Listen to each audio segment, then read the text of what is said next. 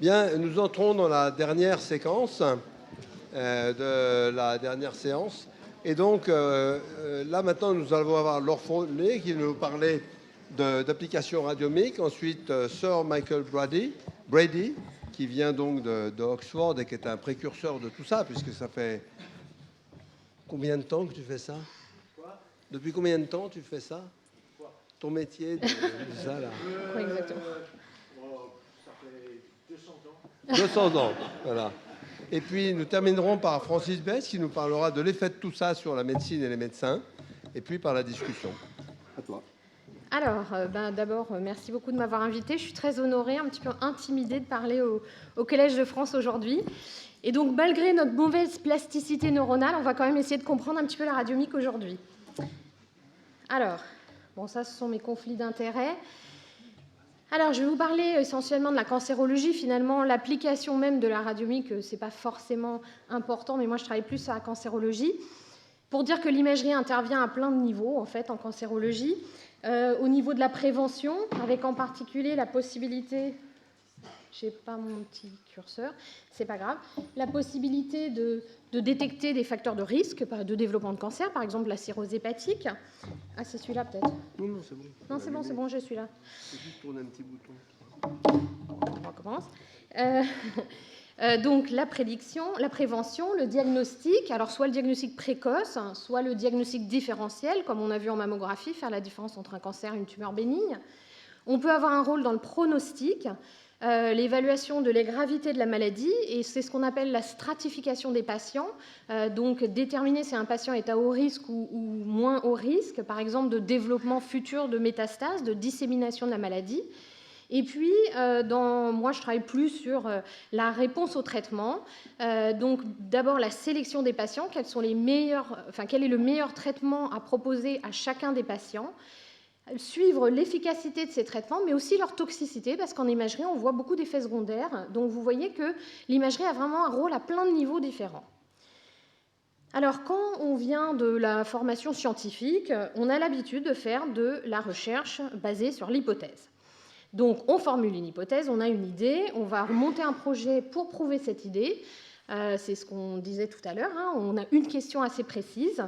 On va collecter les données, les analyser, les interpréter, et puis en imagerie, on va proposer un nouveau paramètre, on aime bien appeler ça un biomarqueur, mais qui n'est qu'un biomarqueur potentiel jusque-là, parce qu'il y a une étape très importante, deux étapes très importantes, la validation technique, vérifier qu'on arrive à mesurer de manière fiable ce biomarqueur, quel que soit l'endroit où on le fait, et puis la validation clinique, c'est-à-dire bien vérifier qu'il a une pertinence et une conséquence sur la prise en charge des patients. Alors en ce moment, on est dans un changement de paradigme, enfin ça fait quelques années déjà. Le premier changement, c'est que c'est très bien cette recherche basée sur l'hypothèse, mais finalement, chaque fois qu'on a une idée, il faut mettre en œuvre un projet, et à la fin, ça finit par être coûteux en temps, donc en argent, et pas forcément extrêmement efficace. Donc on se dit peut-être qu'il y a une manière d'optimiser cette démarche de découverte de nouveaux biomarqueurs en imagerie. La deuxième chose qui émerge et qui est quelque chose en fait qui a toujours existé, mais qui était un peu intuitive et qu'aujourd'hui on revendique vraiment en tant que médecin imageur ou médecin radiologue, c'est que l'image finalement c'est un phénotype. C'est-à-dire que ce qu'on voit dans l'image reflète réellement la biologie sous-jacente qui se situe à une échelle beaucoup plus petite, mais malgré tout, on croit que cette information, elle existe dans l'image, et donc aujourd'hui, on n'extrait pas suffisamment d'informations de ces images. Donc je vais juste passer rapidement sur ces deux items. D'abord, le premier, le phénotype. Alors, c'est basé sur quoi en cancérologie actuellement, ce qui intéresse énormément les gens, c'est l'hétérogénéité tumorale. Alors, qu'est-ce que ça veut dire? Ça veut dire d'abord qu'au sein d'une même tumeur, ça c'est un cancer du rein, donc c'est un patient. Je ne sais pas si vous le voyez très bien sur cette image, mais on a l'impression qu'il y a des zones très différentes. Et en fait, quand on séquence les différentes zones de la tumeur, on se rend compte qu'il y a plein de mutations différentes. Et certaines de ces mutations vont conférer des sensibilités à certains traitements, et d'autres, au contraire, les rendent résistants à un traitement. Et donc, cette hétérogénéité génétique, elle se reflète dans l'hétérogénéité tissulaire, qu'on voit ici visuellement, et donc il est tout à fait logique qu'elle se reflète dans l'hétérogénéité de l'image. Et donc, une quantification de cette hétérogénéité au sein de la tumeur est en ce moment extrêmement recherchée. Et ce qui est j'ai mes diapos qui passent toutes seules, donc je vais arrêter de toucher à ça. Ce qui est... excusez-moi, je pars dans le mauvais sens maintenant. Ce qui est extrêmement intéressant en imagerie, contrairement au prélèvement, quand on fait une biopsie, on va échantillonner qu'un tout petit bout, on va prendre qu'un tout petit bout de tumeur et peut-être qu'on va passer à côté de la mutation la plus significative. Et bien en imagerie, on regarde toute la tumeur et donc on a accès à toute cette hétérogénéité. Mais non seulement ça, un patient qui va disséminer sa maladie, donc un patient métastatique, va peut-être avoir des métastases qui sont hétérogènes entre elles. Et donc, chacune des tumeurs, celle dans le cerveau, celle dans le foie, celle la primitive, seront peut-être différentes. Et l'avantage, c'est qu'avec une imagerie corps entier, eh bien, on peut aussi échantillonner ce qu'on appelle l'hétérogénéité interlésionnelle chez un même patient. Alors ça, c'était le premier aspect. Le deuxième aspect, c'est comment optimiser le processus de découverte. Et pour ça, on s'est inspiré des autres démarches d'Omics. La démarche d'Omics, elle est très simple. Je vais donner l'exemple de la génomique, mais c'est la chose suivante. On a une population de patients qui ont des cancers. Certains d'entre eux, par exemple, vont répondre à un traitement et d'autres pas. Eh bien, je vais séquencer tous leurs gènes et je vais comparer ces deux populations et je me dis que s'il y a des gènes qui sont différents entre ces deux populations, eh bien, probablement que certains de ces gènes sont des facteurs décisifs pour la résistance ou la réponse au traitement. D'accord ? Donc finalement, c'est juste la comparaison de deux populations qui ont des comportements différents. Eh bien, on va faire la même chose en imagerie. Donc ça s'appelle du data-driven research. Donc là, au lieu de partir de l'hypothèse, on va partir des données et on va partir de toutes les données en imagerie. Donc on va collecter tout un tas de paramètres à partir de nos images, on va les analyser, les interpréter, et puis on va découvrir des nouveaux paramètres qui vont nous permettre de générer des nouvelles hypothèses. Ce qui est intéressant dans cette démarche de radiomique, c'est qu'on peut intégrer déjà une première étape de qualification technique de ces paramètres directement dans le processus, ce qui nous fait gagner une petite étape. Mais à la fin, il faut se souvenir qu'il faudra bien valider cliniquement ces paramètres. Donc si on veut définir la radiomique, c'est la chose suivante, c'est l'extraction plus ou moins automatisée d'un très grand nombre de paramètres à partir de nos images, sans hypothèse a priori. Donc en gros, on utilise toutes les techniques de traitement d'image qu'on a sous la main pour sortir un maximum de paramètres. Et ensuite, ces paramètres, on va les corréler au devenir, à un pronostic, une réponse au traitement, ou éventuellement à des expressions géniques pour essayer de trouver des paramètres d'imagerie qui reflèteraient certaines mutations, par exemple.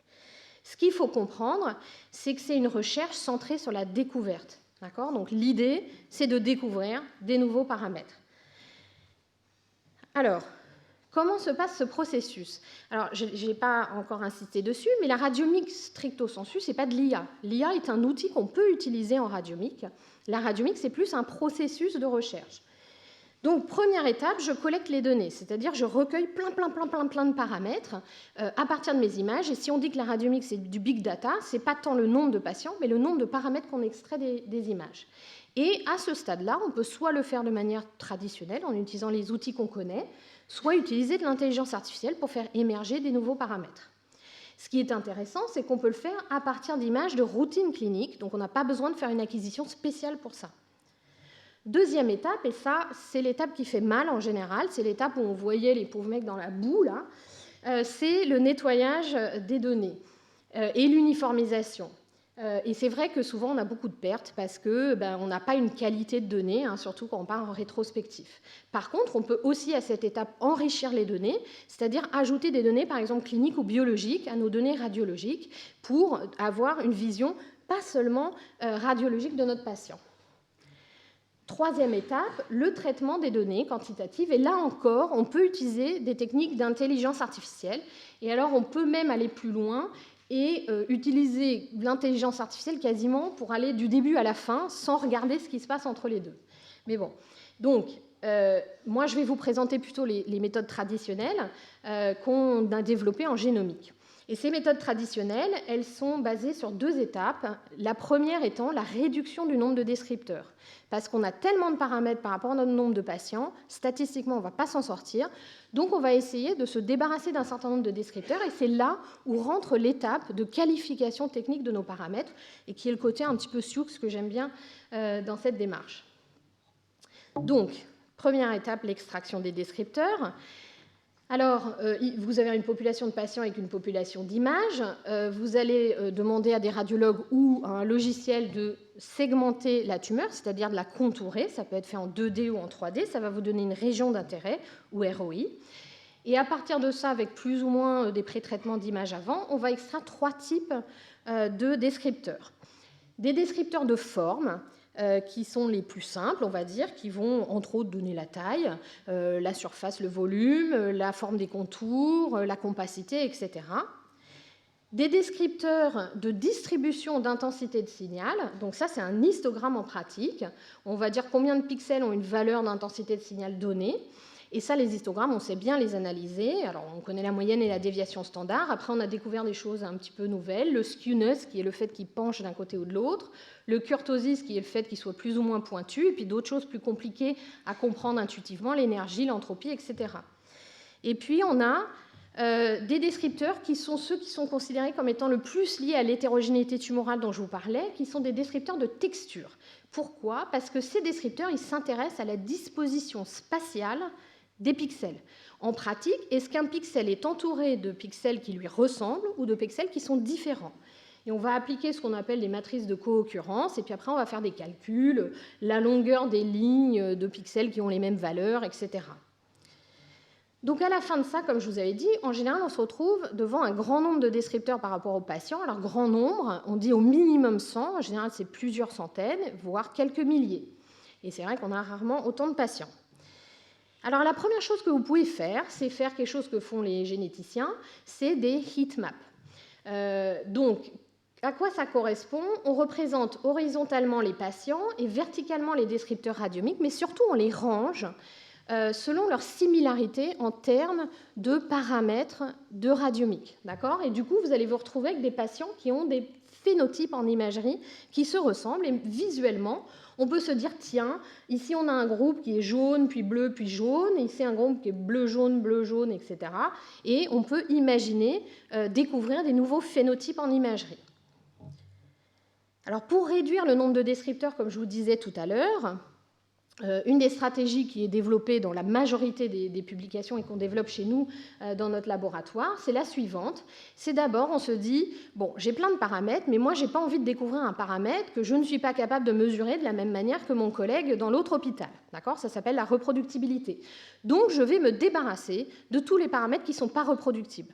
Donc en pratique, je trouve des gentils radiologues qui vont dessiner chacun leur tour des régions d'intérêt, et certains d'entre eux le dessinent plusieurs fois. Je vais calculer la reproductibilité et je vais me débarrasser de tous ceux qui ne sont pas reproductibles. Donc premier critère de qualité de sélection des paramètres. Deuxième critère, c'est que finalement, on a calculé tellement de paramètres qu'il y en a plein qui sont corrélés entre eux. Par exemple, si on imagine que notre tumeur est ronde, eh bien, son diamètre, sa surface et son volume seront très corrélés entre eux. Et finalement, avoir ces 3 informations, ça n'a pas beaucoup d'intérêt, une seule suffirait. Et donc, on fait ce qu'on appelle des corrélogrammes ou des matrices de corrélation, hein, c'est des corrélations de Spearman toutes bêtes, et les paramètres qui sont très corrélés entre eux, eh bien, au lieu de les garder tous, on n'en garde qu'un seul. Et ça nous permet de nous débarrasser de tous les paramètres redondants et de ne garder que les paramètres qui apportent des informations indépendantes. Alors pour vous montrer l'exemple dans le cancer du rein sur lequel je travaille, alors on s'est aussi intéressé à la reproductibilité de cette démarche de réduction. Donc on a pris 2 populations différentes, on part de quasiment 2000 descripteurs, et vous voyez, à chaque étape, on perd beaucoup, mais volontairement, hein, de descripteurs, et à la fin, on se retrouve avec une vingtaine de descripteurs qui sont à la fois robustes et informatifs. Et c'est à partir de ce petit nombre de descripteurs qu'on va chercher à corréler au devenir clinique. Et là, on se retrouve dans des domaines statistiques qu'on arrive à gérer. Et pour vous donner un exemple, nous, on a montré qu'il y a une signature radiomique qui permet de différencier des populations qui ont des survies très différentes de 3 à 18 mois. Alors, je vais vous montrer 2 exemples de la littérature. Le premier exemple, c'est un exemple de radiogénomique, donc de corrélation de paramètres d'imagerie avec des expressions géniques. Et cet article, je l'aime beaucoup, d'abord parce que c'est un des plus vieux, hein, il date de 2007. Donc c'est 2 populations de patients avec des tumeurs primitives du foie, des carcinomes hépatocellulaires. Ils avaient 138 descripteurs, et ce qui était intéressant, c'est que leurs descripteurs étaient quantitatifs, mais aussi qualitatifs. et entre autres comportait des annotations sémantiques, c'est-à-dire des descriptions visuelles du radiologue. Et il ne faut pas croire que tous nos paramètres quantitatifs peuvent remplacer ces descriptions visuelles, donc c'est intéressant de garder les deux.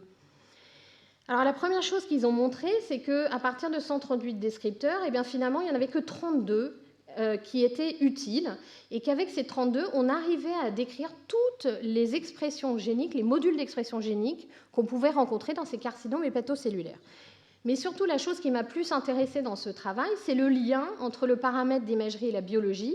Et je ne sais pas si vous voyez très bien, mais ça, c'est un module d'expression génique qui est lié au remodelage de la matrice extracellulaire, donc le tissu qui entoure les tumeurs, et en particulier qui est en rapport avec l'invasivité, la capacité d'invasion de la tumeur. Et en fait, le critère radiologique qui était le plus corrélé à ces gènes, c'est un critère de marge tumorale, c'est-à-dire la netteté entre la tumeur et son environnement. Et donc c'est assez plaisant de se dire que ce paramètre d'imagerie correspond bien à une réalité biologique qui correspond elle aussi à l'invasion.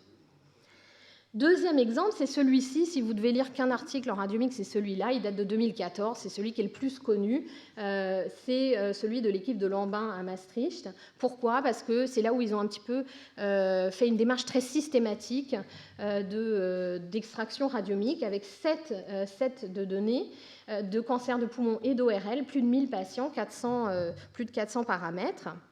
Et ce qui est intéressant, c'est donc cette démarche un peu systématique. Donc, avec des petits sous-groupes de patients, ils ont d'abord testé la robustesse des paramètres, comme ceux dont je vous parlais. Ensuite, ils ont pris une population d'apprentissage sur laquelle où ils ont montré que 4 paramètres de radiomique permettaient de prédire la survie. Et ensuite, ils l'ont testé dans 3 populations indépendantes. Et à chaque fois, comme je vous le montre ici sur les courbes de survie, à chaque fois, ça différenciait bien des patients qui avaient des survies différentes, donc des cancers plus ou moins graves. Et donc c'était quand même intéressant de voir que leurs mêmes 4 paramètres permettaient de prédire la survie dans des localisations différentes, chez des patients qui avaient reçu des traitements différents, que c'était indépendant des autres paramètres qui prédisent la survie, comme le volume tumoral. Et là, je ne vous l'ai pas montré, mais c'était aussi associé à un pattern d'expression génique. Donc tout le monde est très excité par ça. Si on fait radiomique et cancer, il y a 2 ans, il y avait 40 publications. Aujourd'hui, il y en a 10 fois plus. Mais il reste quand même pas mal de challenges. Alors moi, je suis désolée, je n'ai pas réussi vraiment à traduire ces termes parce que je pense que la vraie question qu'il faut qu'on se pose, une fois qu'on a découvert ces choses-là, c'est... alors je vais le faire en anglais, désolée. Est-ce qu'ils sont imputable, reliable, meaningful et actionable ? Et je pense que c'est ça le fond de ce qui nous reste à faire et ce n'est pas le plus simple. Alors, l'imputabilité. C'est vrai que dans le pays des Lumières, où on aime bien la recherche basée sur l'hypothèse, faire du data-driven, c'est un petit peu le côté obscur. Et quand on a un paramètre comme le GLRLM et RLN et qu'on dit que c'est corrélé à la survie, on a un petit peu de mal à adhérer. Ou comme dirait notre maître à tous, la devise Shadok, je dis des choses tellement intelligentes que le plus souvent, je ne comprends pas ce que je dis. Alors, donc, problème de compréhension. Problème d'imputabilité. Quand on va détecter des différences entre les patients, il faut toujours s'assurer que c'est bien une différence physiologique ou médicale et pas une différence technique. Et pour ça, il faut avoir des cohortes qui ont été acquises, on en a déjà parlé, sur une variété de machines, une variété de protocoles d'acquisition, une variété d'institutions pour s'affranchir du risque de détecter juste des variantes techniques. Et ça, j'ai envie de dire, c'est attribuer un sens radiologique à ce qu'on découvre. D'accord ? Il faut quand même, à un moment donné, se poser la question de ce que signifie ce paramètre et s'il n'est pas corrélé simplement à des paramètres d'acquisition différentes. Bien sûr, et ça c'est vrai de toute la recherche sur données, on sait que les résultats sont très dépendants de la population d'apprentissage et on se demande toujours si on peut généraliser. Alors pour utiliser un exemple non médical, si on s'intéresse à la population américaine par exemple, comme en mammographie, et qu'on dit quels sont les facteurs les plus prédictifs de la célébrité dans une population américaine, peut-être qu'on dira que c'est le prénom de Nad et le fait d'être ébouriffé des cheveux, mais je ne suis pas sûre qu'on pourra généraliser ça à la population mondiale. Et c'est pareil en médecine, il y a des variantes locales qui peut-être ne s'appliqueront pas à tout le monde. Ensuite, il y a un problème de standardisation. Aujourd'hui, on a chacun nos logiciels. On ne sait pas très bien comment les gens ont obtenu leurs résultats. On n'est pas capable ni de reproduire ni de comparer les résultats. Alors heureusement, il y a une initiative qui s'appelle le Image Biomarker Standardization Initiative que vous pouvez trouver sur Internet, qui détaille les conditions d'acquisition, de description des paramètres, de validation et même des fantômes numériques. Et puis surtout, ne pas oublier, c'est pas parce qu'on a découvert quelque chose que le travail est fini, il faut absolument valider cette pertinence, et c'est là où nous, médecins, radiologues, on doit faire notre job, on doit attribuer un sens médical à ce qu'on découvre, en particulier où se situe ce paramètre par rapport aux autres tests diagnostiques. Là, je vous représente des choses qui sont très anciennes, hein, mais quand on a un nouveau test, est-ce qu'il doit remplacer le test actuel? Est-ce qu'il doit arriver avant? Est-ce qu'il doit arriver après? Etc. Donc ça, il faut vraiment qu'on se pose cette question-là. Est-ce qu'il y a une valeur ajoutée? Et puis, il y a l'actionnabilité. Alors, je n'ai pas trouvé la traduction. Hein, si quelqu'un en a une, je prends. C'est-à-dire, est-ce que ce paramètre, il permettra de réellement entraîner une modification de prise en charge par rapport aux options thérapeutiques existantes? Par exemple, prédire la réponse à un traitement alors qu'il n'y a pas d'autre traitement à proposer aux patients, ben, ce n'est pas actionnable, hein, puisqu'on ne va pas arrêter de donner ce traitement à ces patients. Et puis, par rapport aux bénéfices attendus, est-ce qu'un bénéfice de 2% de survie, c'est quelque chose qui a un sens pour un patient, surtout si on ne se pose pas la question de la qualité de vie? Alors, il faut rester modeste et humble, mais il faut savoir qu'en génomique, moins de 1% des découvertes ont mené à, j'ai fait une petite erreur, à une modification de prise en charge des patients. Donc, il faut se dire que ces processus de découverte, c'est très intéressant, mais ce n'est pas la solution miracle. Alors évidemment, lié à ça, il y a tout un enjeu sur les données, et puis après la ruée vers l'or, il y a l'or noir, maintenant il y a la ruée sur les données, hein, on en a parlé, même si les données ne sont pas tout, malgré tout, c'est une des problématiques. Donc où est-ce qu'on trouve les données? La première problématique, c'est que dans la plupart des entrepôts, les images ne sont pas présentes en tant que telles. Ici, je vous présente l'entrepôt de données de l'hôpital Georges Pompidou. Et si on cherche l'imagerie, en fait, ce qu'on trouve, ce sont les comptes rendus. D'accord? Donc c'est une information dérivée de l'image, mais ce n'est pas l'image elle-même. Alors heureusement, on a l'image dans nos systèmes d'archivage qui sont les PACS. Et il se trouve que dans ces systèmes d'archivage, nous, quand on lit nos examens, on passe notre temps à annoter les données. Donc théoriquement, on a une foule d'informations. Le problème, c'est que ces PACS ne sont pas faits pour extraire ces annotations aujourd'hui. Donc, pour l'instant, tout notre travail est perdu. Et dans nos comptes rendus, c'est pareil, on donne plein d'indications sur l'image, mais aussi sur le patient, sur ses antécédents, sur le contexte, etc., sur les symptômes. Et tant qu'on n'a pas des solutions, des bonnes solutions de process de langue naturelle, et ben, cette information, elle est quand même aussi pas mal perdue. Donc vous voyez qu'il y a des limites techniques, mais à la limite, j'ai envie de dire, c'est presque le côté le plus facile, parce que finalement, peut-être qu'en utilisant la vision par ordinateur, en utilisant le traitement de la langue naturelle, etc., on va pouvoir extraire toutes ces données. Mais il y a quand même des limites médicales qui sont que le nombre de patients sont limités par institution, donc on dit ok, on met des institutions ensemble, mais il y a beaucoup de disparités de prise en charge entre les institutions. Donc c'est pas que le problème qu'on n'ait pas les mêmes machines, c'est qu'on ne prend pas en charge de la même manière nos patients, et donc ils ne sont pas comparables. Et en plus, le moving target dont on a parlé tout à l'heure, qui est qu'il y a un changement constant de techniques d'imagerie, mais aussi de traitement des patients, qui fait qu'on a du mal à avoir des cohortes qui ont eu un parcours homogène. Donc en conclusion, à quoi sert la radiomique? Ça sert à tester simultanément un grand nombre de nouveaux paramètres extraits des images pour proposer des nouveaux biomarqueurs potentiels, mais qui auront besoin d'être compris et validés. Ça nous permettrait de générer des nouvelles hypothèses, peut-être qu'on détectera de nouveaux phénotypes. Il y a plein d'enjeux, obtenir des cohortes qui sont pertinentes, et puis avoir des résultats qui, eux aussi, sont pertinents et ont une conséquence médicale. Donc je veux juste dire que ce que je présente là, ce n'est pas moi toute seule partie chercher de l'or, et c'est bien le travail d'une équipe. Et je remercie toutes les personnes qui ont travaillé là-dessus, mais qui aussi m'ont aidé à réfléchir à toutes ces problématiques. Je vous remercie.